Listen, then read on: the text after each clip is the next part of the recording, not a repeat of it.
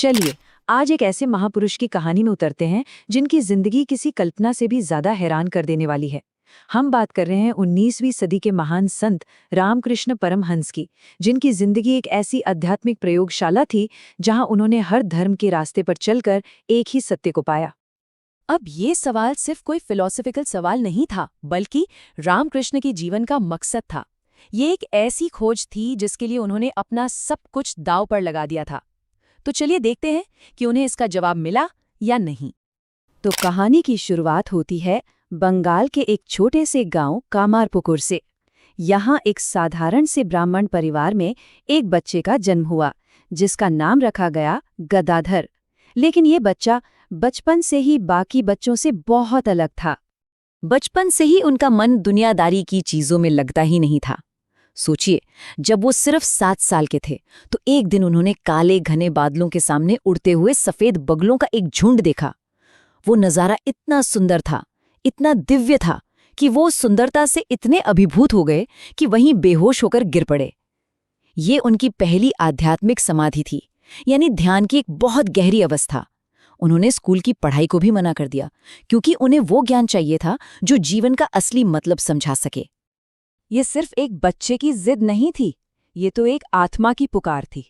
उनका मानना था कि असली पढ़ाई पेट भरने के लिए नहीं, बल्कि ईश्वर को पाने के लिए होती है। और इसी खोज में वो अपने भाई के साथ कलकत्ता आ गए, और यहीं उनकी किस्मत उन्हें एक ऐसे मंदिर में ले जाने वाली थी जो उनकी पूरी जिंदगी बदलने वाला था। तो अब कहानी एक ऐसे मोड़ पर आती है जहां गदाधर का ईश्वर के लिए प्रेम एक जुनून, एक दीवानगी में बदल गया।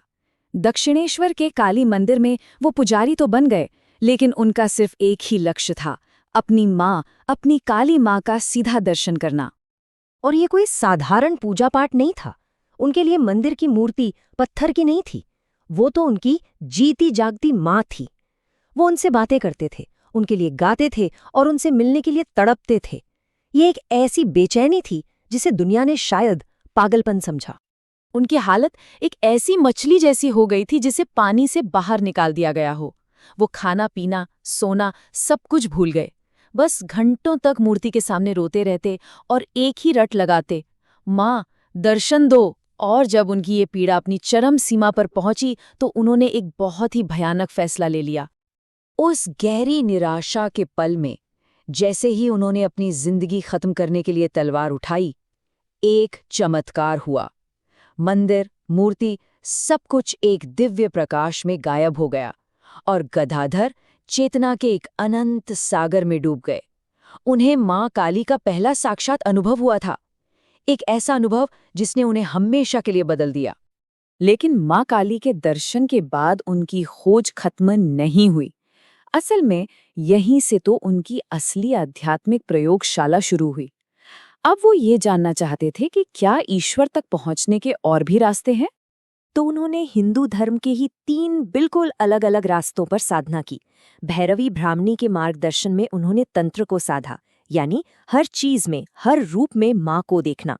इसके बाद उन्होंने वैष्णव भक्ति में डुबकी लगाई और खुद राधा बनकर कृष्ण की आराधना में लीन हो गए। और आखिर में गुरु तोतापुरी के साथ उन्होंने अद्वैत वेदांत के शिखर को छुआ, जहां ईश्वर का कोई रूप नहीं है, वो सिर्फ एक निराकार अनंत चेतना है। पर उनकी ये प्रयोगशाला सिर्फ हिंदू धर्म तक ही सीमित नहीं थी, और यही बात है जो उन्हें इतिहास में बिल्कुल यूनिक बनाती है। उन्होंने इस्लाम को जीने का फैसला किया।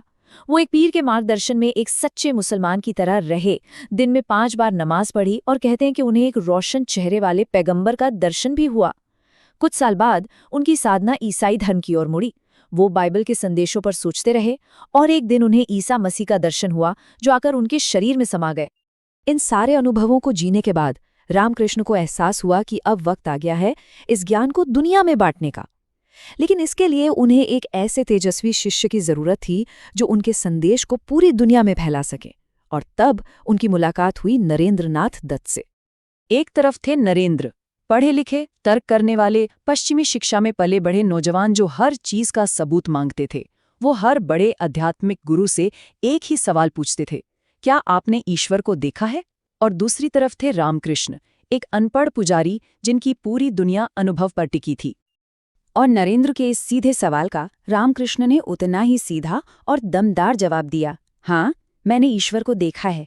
मैं उन्हें ठीक वैसे ही देखता हूँ जैसे मैं तुम्हें यहाँ देख रहा हूँ, बस बहुत ज्यादा गहराई से, और मैं तुम्हें भी उन्हें दिखा सकता हूँ। ये कोई दार्शनिक तर्क नहीं था, ये अनुभव का सीधा प्रमाण था।